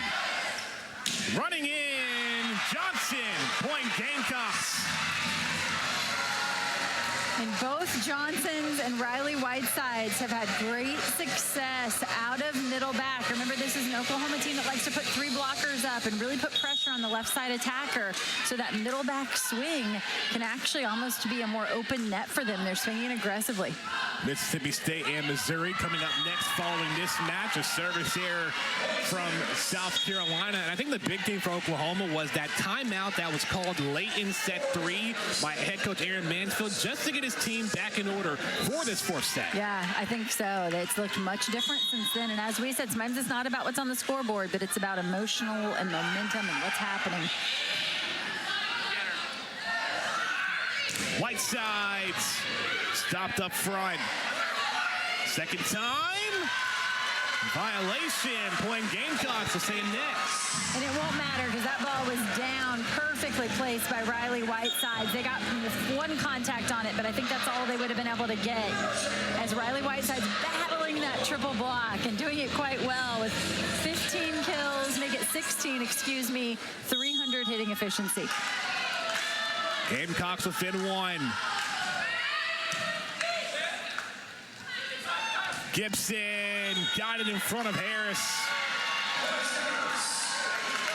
Nice sharp angle there by Camille Gibson. And gosh, was it just last week that coach said, I think she's about to break out? Because this weekend, that has certainly been the case. Led the way in the reverse sweep at Georgia on Friday night with 19 kills, and Camille Gibson with 13 here already today. Johnson swings in. Wow. Couldn't have walked it over there any better. What nice placement in the corner. 11 total kills. But a look here from Johnson. I mean, you're thinking that she's going to swing angle there. The defense is completely shifted to the left, and she finds a way to put it in the corner. From the middle, Fiftner, no. Running in, Whiteside blocks. Point Sooners.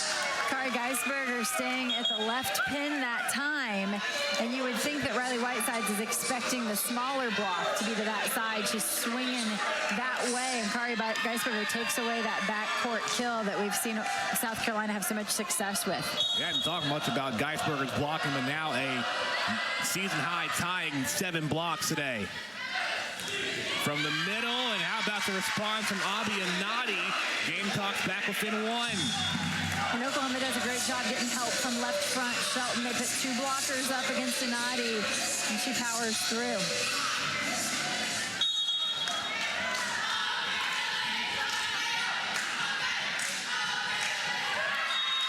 Service error. That gives Oklahoma 20, first to 20. And one of the challenges for this team this season has been closing late in sets. We'll see how they respond here.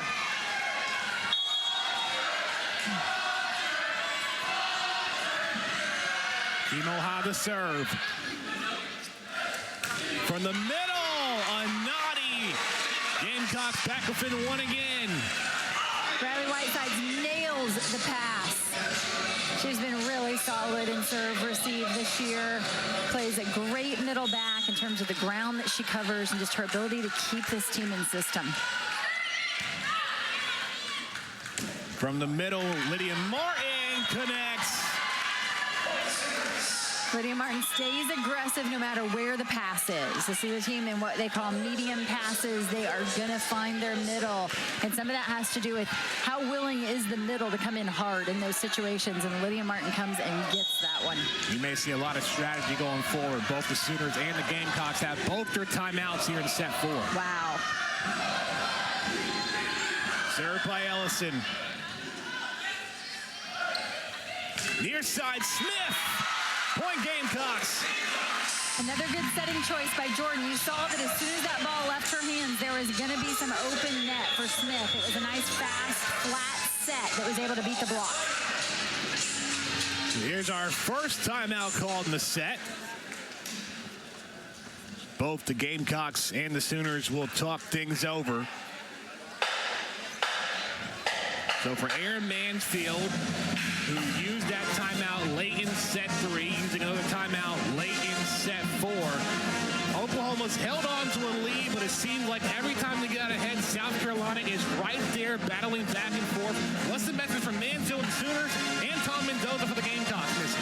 You know, I think for both of these teams, it's about details. It's not like a major change now. They got to stick to their game plan and take care of the details, which so much of that is about first contact. You know, how solid as a player, I think you're always challenged when you contact the ball, try to make it better than the previous contact. You know, so if you're the setter, you want to make it a little better than the pass. If you're the attacker, you want to attack a little better than the set. You're always trying to help your teammate. Can you better the ball with each contact? These matches are going to be matches the committee will have to look at in terms of RPI. Both the Sooners and the Gamecocks, along with so many other teams in the SEC, in the RPI top 60. Now, this is going from last Sunday. There's going to be a new RPI that releases later today, sometime tomorrow. But you just see everybody, the way that they are in.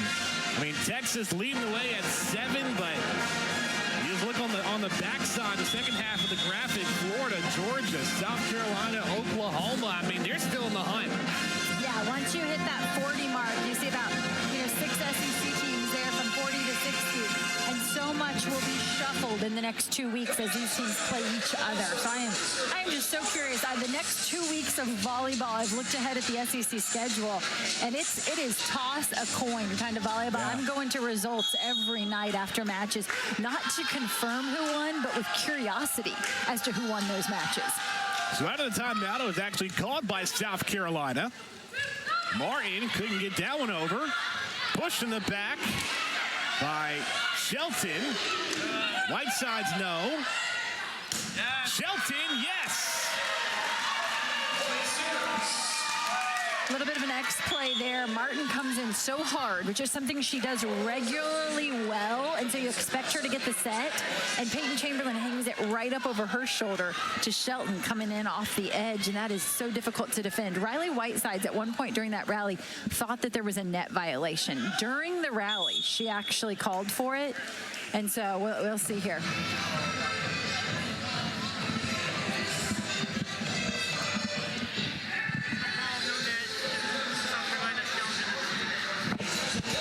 And that is, in fact, the case. The original call was no net. It would be a point to Oklahoma if things stand as they are.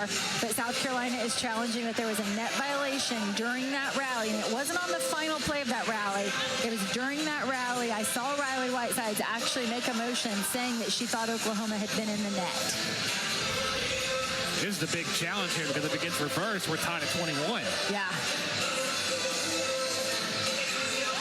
And this is the swing, I believe, that ends the rally. And it's earlier in this rally that you saw Riley Whitesides make a motion for a net violation. And so it's prior to that. It's early in the rally where Riley Whitesides thought there had been a net violation against Oklahoma. I didn't see it in real time, but certainly I'm not as close to the net as Riley Whitesides was.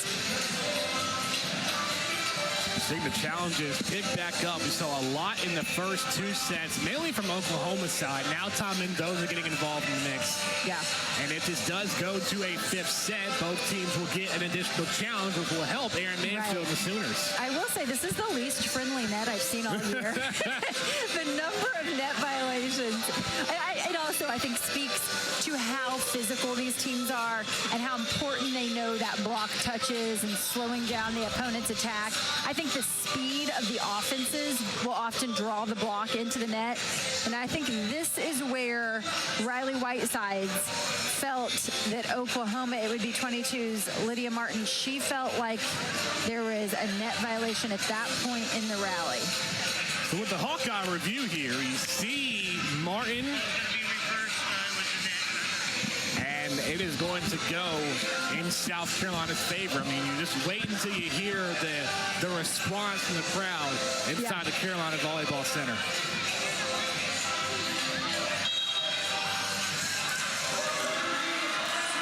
And so that was a great picture we had. It was during the rally. It was, once again, it was below the net. There have been several key instances here today where we're all watching the top of the net, and a player below the net has tapped the bottom of the net. Riley Whiteside saw it there in real time, and she was able to convince Coach Mendoza to use that challenge card, and it's a challenge well spent. All of a sudden, we're tied at 21. That is a huge challenge. Wouldn't be able to have that look without Hawkeye. Incredible look. Tied at 21 in set 4. And an ace puts the Gamecocks ahead. Wow, instead of being 22-20 Oklahoma, we're tied at 21 after the challenge. And an ace serve from the freshman Harris has the Gamecocks up 1. That is a huge turn of events. Harris again on the serve. From the outside, Shelton. Still in play. Free ball. Near side again by Shelton. Whitesides hangs one up high, cleans things up. Smith, oh, what a pancake. Shelton still in play. Free ball by Harris. Chamberlain to Martin, and we're tied at 22. We have yet to see the ceiling play a factor, and it did on that point. Yeah, and you can tell South Carolina is very used to playing in this gym because they were well prepared for it. The connection between those two ladies right there on your screen, Peyton Chamberlain and Lydia Martin, is something of beauty, the way they find each other in transition. We're going to have a challenge once again.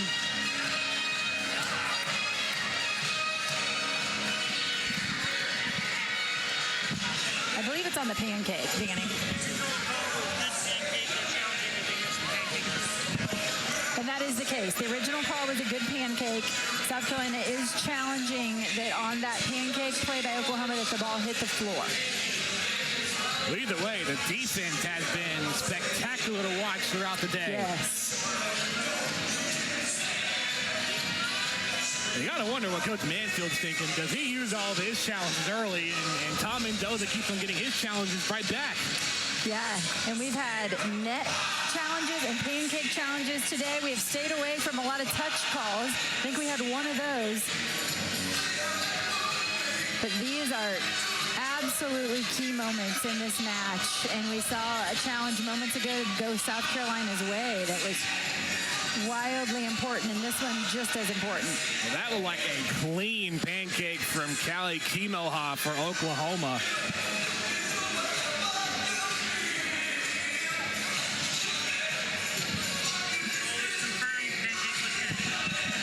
And the officials agree too. Going to be confirmed. The pancake was good, and the point is going to stay with Oklahoma. So what you see there, 22-22, is where we stand in set 4. This one's a lot of fun, isn't it? I have to say it's exactly what I expected. With two teams that are trying to raise the ranks in their SEC record. The Sooners 2-4, the Gamecocks 1-4. Tied at 22, served by Shelton. Good serve after that long break. Whiteside answers back. Gamecocks ahead. I think that's where you have to use Whitesides, because she actually has an opportunity against the smaller setter in the front row. And in transition, they're less likely to get 3 blockers up on her like they do in serve receive. So this is a really smart use of Whitesides, and she capitalizes.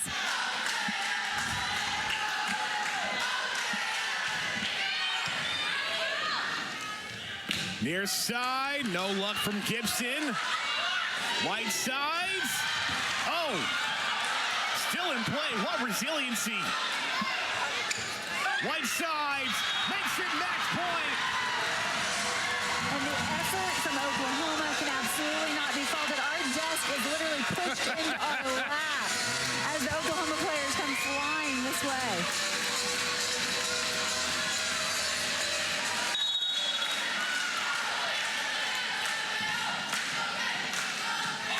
James talks it into here. Joust. Gibson keeps it up. Oklahoma within 24-23. Gibson again with an extremely sharp angle into left front. She's challenging this defense. Tom Mendoza going to call a timeout. Taking a minute to ask the down official, make sure he had one of those in his pocket. They confirm yes, he does, and he will choose to throw it on the table. I mean, the physicality we have seen throughout this fourth set, battling back and forth, back and forth. If you're Tom Mendoza here to put this match away, you have to think Oklahoma's thinking Riley Whiteside's going to get it. Do you stick with Whiteside, or do you go with someone else to finish it? You know, I think it depends on where the pass is in making the right choice. I think predetermining oftentimes is what gets you into trouble. So where we have seen South Carolina be successful is when the setter is making her decision based off where the pass is. When she's pulled into left front, hanging a ball behind her and forcing this Oklahoma block to have to move is the right choice. So I think having some priorities in your mind, but going out there and taking what the defense gives you, and that is very often based on where that pass is. I think she's got to know, though, that she has outlets. They've been really successful at a middle back. That's always a great outlet for South Carolina. The Gamecocks out of timeouts. Oklahoma still have both. I mean, just the way this match has gone back and forth. South Carolina at C5. Blocking has been big up front. We've seen numerous triple blocks, but the Gamecocks have a chance to put it away. Lost their last match in 3 sets to Ole Miss on Friday. Can turn things around here today. Setter is front row here, so a set behind would have to be a slide play to Ellie Ruprecht. They don't have a true right side attacker. They'll have Johnson out of the back row and Riley Whiteside's at the left point. Whitesides, no. On the outside, blocked. Still in play. Free ball. Whitesides pushes. Oh, what a save! But the Gamecocks end it. three and win 3 sets to 1 over the Sooners. In a match like that, give your fifth-year veteran an opportunity to win it for you.